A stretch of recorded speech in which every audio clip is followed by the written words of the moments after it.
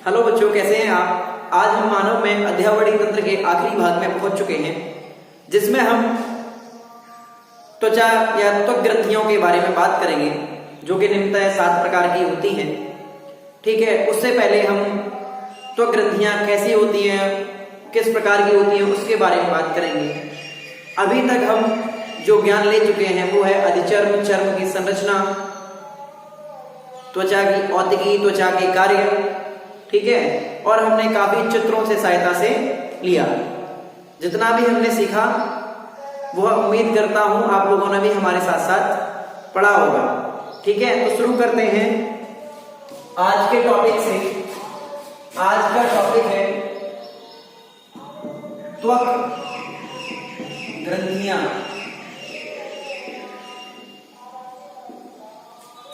ठीक है बच्चों, त्वक ग्रंथियां।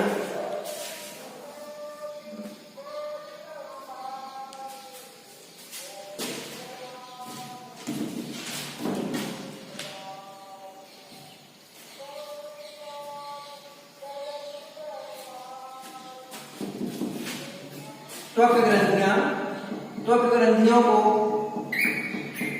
क्यूटेनियस ग्लैंड्स कहते हैं। ठीक है, इंग्लिश में आप जरूर लिखिए एक बार, क्यूटेनियस ग्लैंड यानी त्वक ग्रंथियों के बारे में बात करें। तो सबसे पहले ये देखो कि ये बनती किससे। ये अधिचर्म के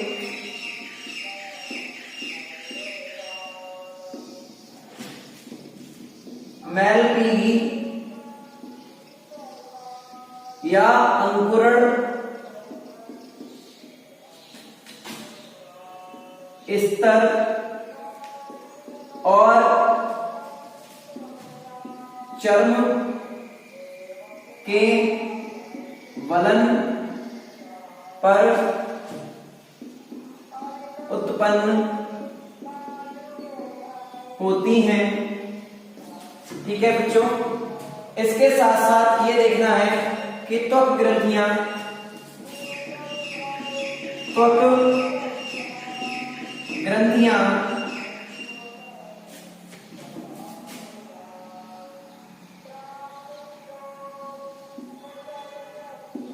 बहिस्रावी यानी एक्सोक्राइन, ठीक है, एक्सोक्राइन प्रकृति की होती है।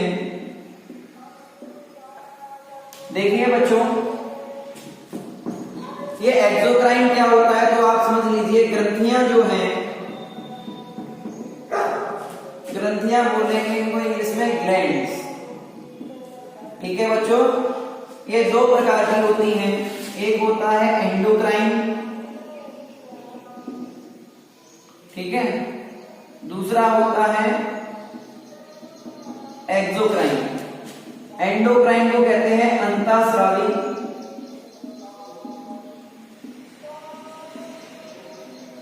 जबकि एक्सोक्राइन को कहेंगे बहिस्रावी। ठीक है बच्चों, अंतःस्रावी और बहिस्रावी ये जो ग्रंथियां हैं, अंतःस्रावी क्या होती है, इसमें नलिका विहीन, नलिका विहीन यानी इसको बोलेंगे डक्ट लेस। ये जो ग्रंथियां हैं इनमें नलिकाएं नहीं होती हैं, जबकि एक्सोक्राइन में नलिकाएं उपस्थित होती हैं। बोल दीजिए, डक्ट्स प्रेजेंट होती हैं यहाँ पे। ठीक है, तो ये जो ग्लैंड्स हैं जिनकी हम बात कर रहे हैं त्वक ग्रंथियों के बारे में, ये कैसी होती हैं, एक्सोक्राइन, एक्सोक्राइन है। ठीक है, बहिस्रावी। तो बच्चों इसको नोट करिए आप।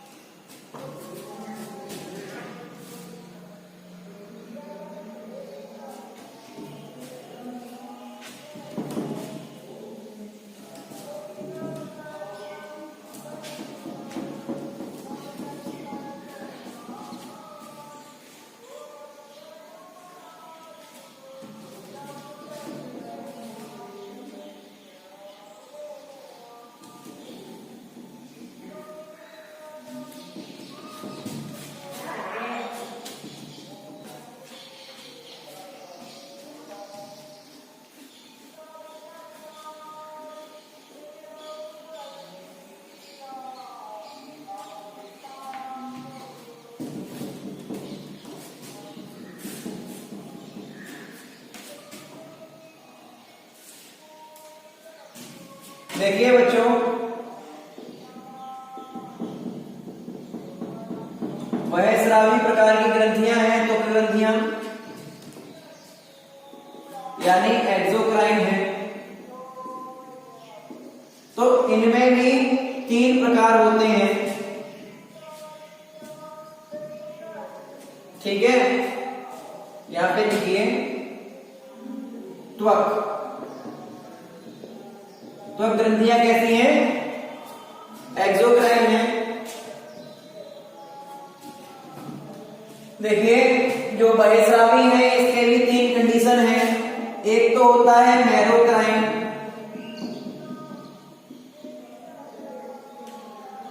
ठीक है, मैरोक्राइन। दूसरा एपोक्राइन,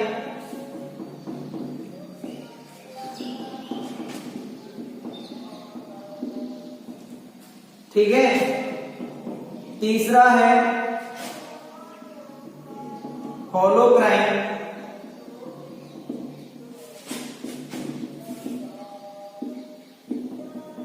देखिए बच्चों, इनके तीनों के चित्र आप समझ लीजिए।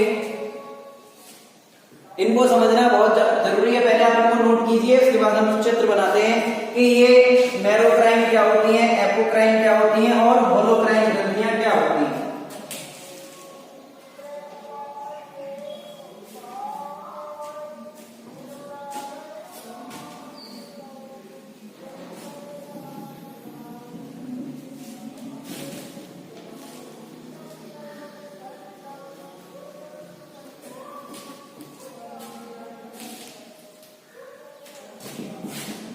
ये मान लीजिए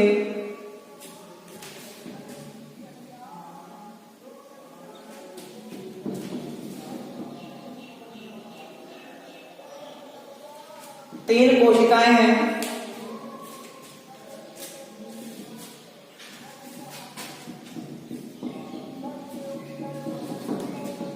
कोशिका ए, कोशिका बी और कोशिका सी। तो पहला जो देखिए बहिस्रावी है, इसका मतलब क्या है, कुछ ना कुछ निकालेंगे, ये अपना रिसाव निकालेंगे। तो जब ये रिसाव निकालेंगे तो पहले यहाँ पे जो रिसाव है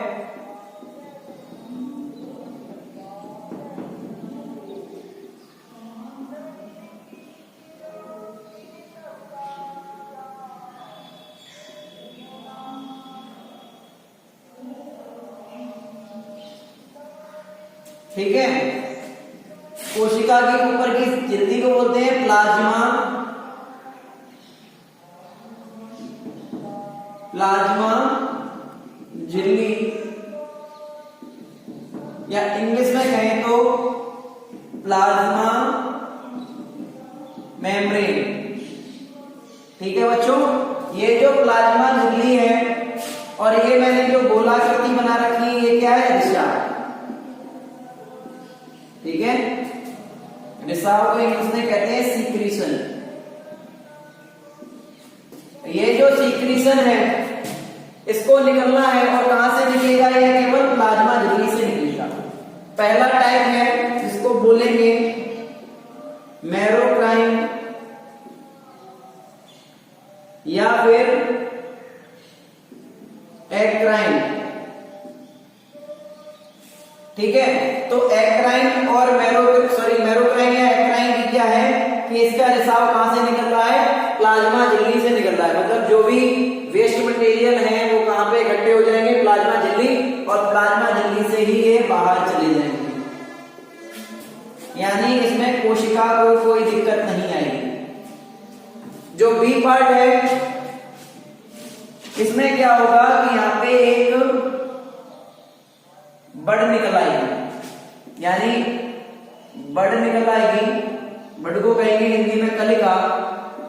कलिका रूपी एक स्ट्रक्चर बन जाएगा, निकल आएगी, और कुछ समय बाद यह कलिका इससे अलग हो जाएगी। याद रखिए बच्चों कि कलिका में क्या होंगे, फिर मैं गोले से प्रदर्शित कर देता हूं।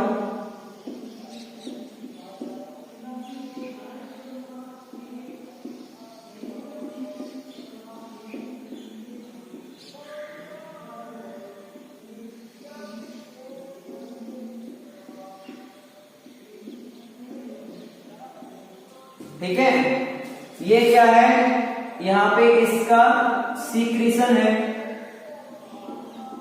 सीक्रीशन या फिर रिसाव। ठीक है, ये कलिका रूपी यहां पे एक स्ट्रक्चर बन जाता है। ठीक है, और कलिका रूपी परत जब बन जाएगी परत, फिर ये कलिका रूपी टूट जाएगी और यहां से ये रिसाव बाहर चला जाएगा। इसको बोलते हैं एपोक्राइन।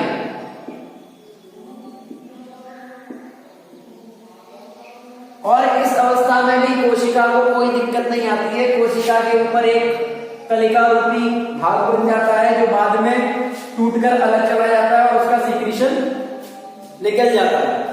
ठीक है बच्चों, तीसरा है, देखिए ना, इसमें कोई मैरोक्राइन ना एक्राइन में कोशिका को नुकसान हो रहा है, ना एपोक्राइन में कोशिका को नुकसान हो रहा है। वो एपोक्राइन में कलिका निकली और ऊपर चली गई, टूट गई, जाके खत्म। जबकि तीसरा है होलोक्राइन।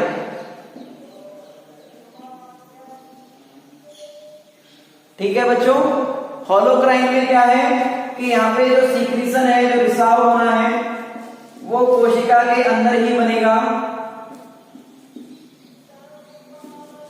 ठीक है बच्चों, ये कोशिका के अंदर ही बनेगा, और जब इसका रिसाव यानी सीक्रेशन होना होगा तो ये कोशिका पूरी फट जाएगी या नष्ट हो जाएगी।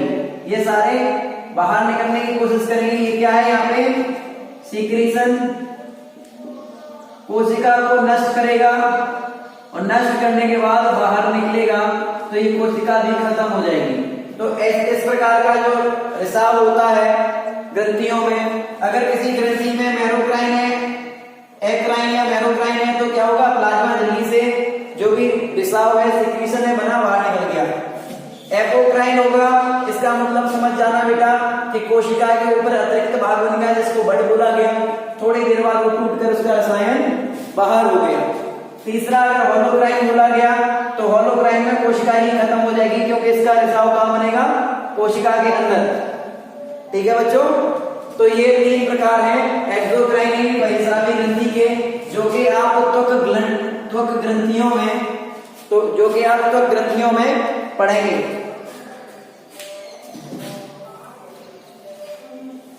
ठीक है, आप इसको नोट कर लीजिए। इसके बाद बात करेंगे कि त्वक ग्रंथियां कितने प्रकार की होती हैं या कौन कौन सी हमारे शरीर में पाई जाती हैं।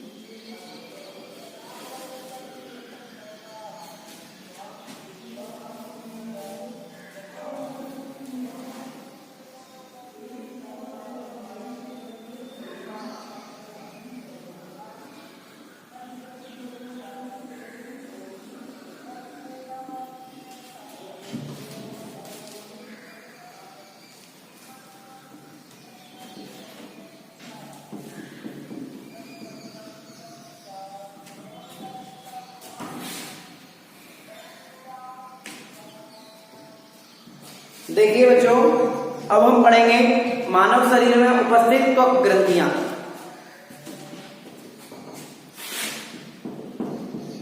मानव शरीर में उपस्थित त्वक ग्रंथियां।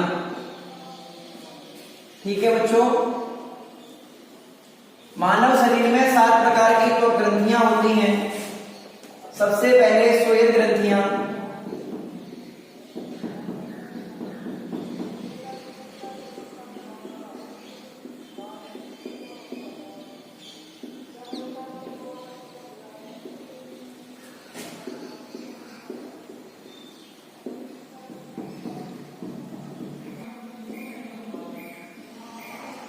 देखिए बच्चों, यहाँ पे हमने 7 प्रकार की मानव शरीर में उपस्थित त्वक ग्रंथियों का नाम लिखा है। तो सबसे पहले एक एक करके जान लेते हैं। इसमें देखिए सारी ग्रंथियां विशिष्ट प्रकार की नहीं होती हैं। श्वेत ग्रंथि, ठीक है, इसकी जो श्वेत ग्रंथि है ये इंपॉर्टेंट है, इसका अलग होता है आचरण, ये भी इंपॉर्टेंट है, मतलब ये विशिष्ट प्रकार की है,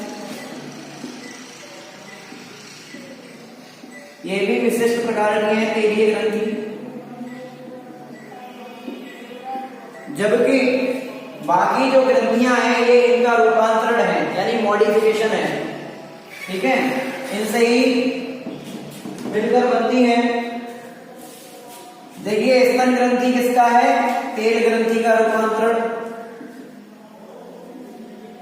ठीक है, शिरोमिनस ये किसका है? श्वेत ग्रंथि का। ठीक है, इनकी बनावट श्वेत ग्रंथि जैसी होती है, इनकी बनावट तेल ग्रंथि जैसी होती है। मूलाधार की भी तेल ग्रंथि जैसी होती है, मेम्ब्रेनियम की भी तेल ग्रंथि जैसी होती है, और जैस की भी तेल ग्रंथि जैसी होती है। तो सबसे पहले आपने जाना कि ये जो श्वेत ग्रंथि और तेल ग्रंथि है ये अपना एक विशिष्ट स्टैंडर्ड यानी विशिष्ट प्रकार रखती हैं। जबकि स्तन ग्रंथि तेल ग्रंथि का रूपांतरण है, सिरोमिनस ग्रंथि श्वेत ग्रंथि का रूपांतरण है, मूलाधार ग्रंथि तेल ग्रंथि का रूपांतरण है, मेम्ब्रेनियम ग्रंथि तेल ग्रंथि का रूपांतरण है, जैस ग्रंथि, ठीक है, तेल ग्रंथि का रूपांतरण है।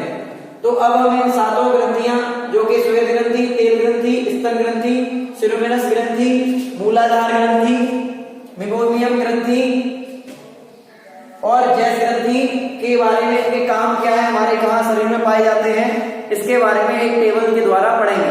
ठीक है बच्चों, देखिए बच्चों, ये जो मैंने अभी यहाँ पे थोड़ा टेबल बनाया, हल्का सा हिंट दिया है, मैं इसको पूरा समझा देता हूं आपको, ये आप शॉर्ट में पूरा पढ़ लेंगे। शुरू करते हैं। ठीक है बच्चों, ये तो ग्रंथियां हैं, इनमें पहले है श्वेत ग्रंथि। श्वेत ग्रंथि में कैसे प्रकार की ग्रंथियां होती हैं? एक्राइन प्रकार की होती है। एक्राइन मैंने समझाया था, एक्राइन कौन सी होती है? फर्स्ट टाइप की, जो कि प्लाज्मा से रसायन छोड़ती हैं। ये क्या करते हैं? CO2 लवण, ठीक है, CO2 लवण, उसके साथ साथ में जल, यूरिया, ये उत्सर्जन करते हैं। ठीक है, ये उत्सर्जन करेंगे और क्या करेंगे? इसके साथ साथ शरीर का ताप नियंत्रित करते हैं। ठीक है, शरीर का ताप नियंत्रित करते हैं। जबकि दूसरी है तेल ग्रंथियां, ये सीबम का रिसाव करती हैं, विटामिन डी बनाती हैं, और ये होलोक्राइन नेचर की होती है। होलोक्राइन आपको पता है, पूरी कोशिका जो नष्ट हो जाती है। ठीक है, ये सीबम का, तेल ग्रंथि में आप याद रखेंगे, सीबम का रिसाव करती है, विटामिन डी बनाती है धूप की उसमें, और धूप की सहायता से विटामिन डी बनाती है। होलोक्राइन नेचर की होती है, पूरी ग्रंथि नष्ट। ठीक है, इसके अलावा इसका कार्य क्या है? ये जो तेल ग्रंथि है ये कहां कहां पाई जाती है? पूरे शरीर में होती है बेटा, और साथ ही सबसे अधिक काम होती है हथेली, बगल और तलुए, ठीक है, हथेली, बगल और तलुए। अब आते हैं स्तन ग्रंथि पर। स्तन ग्रंथि किसका है? तेली ग्रंथि का ही एक रूपांतरण है, ठीक है। ये एपोक्राइन प्रवृत्ति की होती है। एपोक्राइन पता है, एक कलिका रूपी भाग बन जाता है और बाद में अलग हो जाता है। ये जो स्तन ग्रंथि है ये एस्ट्रोजन और प्रोजेस्टेरोन से नियंत्रित होती है। आपने जन्म में पढ़ा होंगे एस्ट्रोजन और प्रोजेस्टेरोन हार्मोन्स, ठीक है। मतलब एस्ट्रोजन और प्रोजेस्टेरोन हार्मोन्स क्या करेंगे? स्तन ग्रंथियों के कार्यवाहक होंगे, जबकि नियंत्रण जो होता है वो ऑक्सीटोसिन से होता है। नियंत्रण किससे करती है? ये ऑक्सीटोसिन, ठीक है। ऑक्सीटोसिन हार्मोन होता है, ये नियंत्रण करता है दूध के स्राव को, और जबकि इसकी कार्यविधि कौन संपन्न कराता है? एस्ट्रोजन और प्रोजेस्टेरोन। अब सिरुमिनस ग्रंथि ये किससे रिलेटेड होती है? श्वेत ग्रंथियों से। सीधी बात है, ये कहां पाई जाती है? कर्ण में, कर्ण के अंदर होती है। ये सिरुमन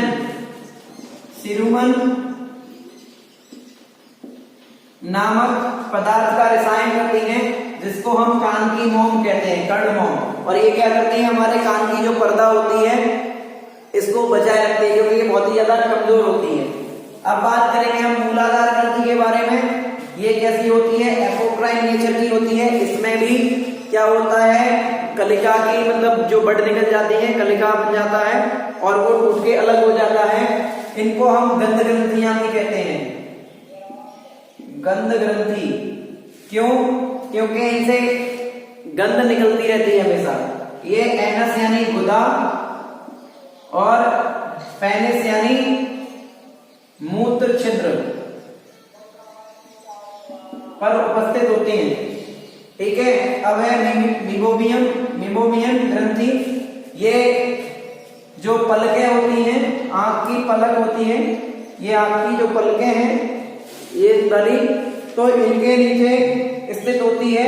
इसका काम क्या है? कोर्निया की रक्षा करना, ठीक है, कोर्निया की रक्षा करना। और यहाँ से जो मीबोमियन से जो रिसाव होता है वो क्या करता है? एक छोटी सी हल्की सी परत बना लेता है, पतली पतली परत बना लेता है आंख की कोर्निया के ऊपर, जिससे ये ग्रंथि क्या करती है? हमारी आंखों की सुरक्षा करती है। सेम उसी प्रकार जैस ग्रंथि मीबोमियन की सहायक ग्रंथि है। ये क्या है बेटा? सहायक ग्रंथि होती है। मीबोमियन की सहायक ग्रंथि कौन है? जैस की, जैस ग्रंथि। और जैस ग्रंथि का भी काम वही है, पलकों के नीचे उपस्थित होती है, रसायन उत्पन्न करती है। वो रसायन क्या करता है? कोर्निया की रक्षा करता है, ठीक है बच्चों। ये जो मैंने आपको शॉर्ट में ग्रंथियों के बारे में बता दिया है, ठीक है। इसके बाद डिस्क्रिप्शन में आपको नोट्स भी मिल जाएंगे, ठीक है बच्चों। उम्मीद करता हूं कि आपको अध्यावरणी तंत्र जो चैप्टर था मानव कार्यकी का वो अच्छा लगा होगा, समझ में पूरा आया होगा, ठीक है। धन्यवाद। आप ऐसे ही पढ़ते रहिए। अब हमारा अगला जो चैप्टर होगा वो होगा मानव में पाचन तंत्र। धन्यवाद।